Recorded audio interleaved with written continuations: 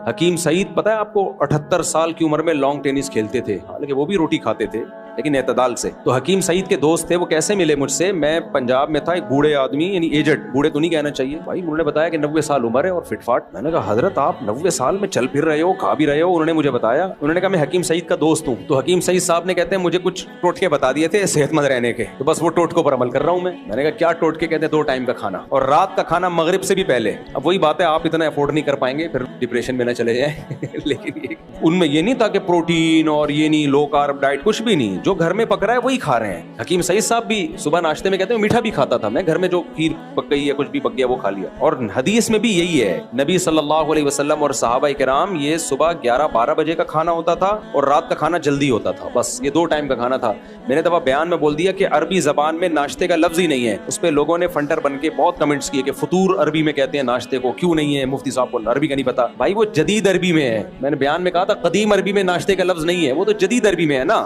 اب کے عرب تو ناشتے کیا، وہ تو ماشاءاللہ اڑ پھاڑ رہے ہیں فل اسپیڈ کے ساتھ۔ جو صحابہ کے دور میں فطور کا لفظ قدیم عربی میں ملتا ہی نہیں ہے، غدا کا لفظ ہے، دوپہر کا کھانا، عشاء، رات کا کھانا، 2 ٹائم کا کھانا کھاتے تھے اور کھجوریں کھاتے تھے۔ کھجور تو فل کارب ہی کارب ہے، کھجور کھاتے تھے، اس سے تسلی ہو جاتی تھی ان کو، پھر نہیں کھایا۔ ہم لوگ کیسے کھاتے ہیں؟ پہلے صبح اٹھ کے حکیم صاحب نے کہا یہ چیز کھانی ہے آپ نے، نہار منہ 1 سیب کھانا ہے، پہلے نہار منہ 1 سیب کھایا، پھر اتنے بادام کھائے، پھر اتنے انڈے کھائے، پھر اس کے بعد ناشتہ بعد میں ہوگا، پھر ناشتے میں 2 پراٹھے کھائے، ڈاکٹر نے کہا مکھن بہت ضروری ہے صحت کے لیے، مکھن کھایا، ملائی کھائی، دیسی گھی بھی کھایا، یہ بھی کھایا، وہ بھی کھایا، پھر آفس گئے، وہاں چائے کے ساتھ بسکٹ کھائے، پھر وہاں سے آئے لنچ کھایا، لنچ کے بعد کڑک چائے پی، چائے تو کھانے کا بیڑا غرق کر دیتی ہے، ایسی ایسیڈیٹی فوراً شروع پینی ہے تو 2-4 گھنٹے بعد پیو، اسی وقت پھر گھر آ کے چائے پی، پھر اس کے بعد 12 بجے شادی میں گئے، بریانی، جو کوکنگ آئل والی بریانی نا، جو ڈیزل میں پکتی ہے، وہ رات کو 12:30 بجے وہ کھانا کھلا تھا، اور نان کے ساتھ قورمہ، نان، روٹی بھی نہیں، نان، وہ پھوڑ بھاڑ کے آئے اور سو گئے۔ یہ روٹین چل رہی ہے